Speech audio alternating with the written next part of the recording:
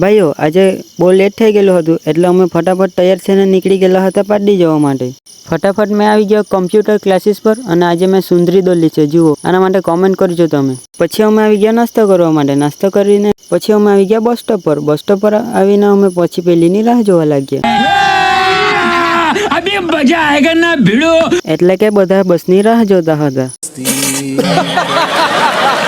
પછી મેં આવી ગયો અમારા ગામમાં. અમારા ગામમાં આવીને પછી ફટાફટ ઘૂસી ગયો દુકાનની અંદર અને દુકાનની અંદરથી એક ખંભો લઈ લીધો. તે પણ થમ્સઅપ ન હે કે એક પીધું એટલે ચાલાય એવી પરિસ્થિતિ નહીં હતી એટલે મેં આવી ગયો ઘરે. સાંજે બી કંટાળો આવે લાગ્યો એટલે અમે નીકળી ગયા ક્રિકેટ રમવા માટે.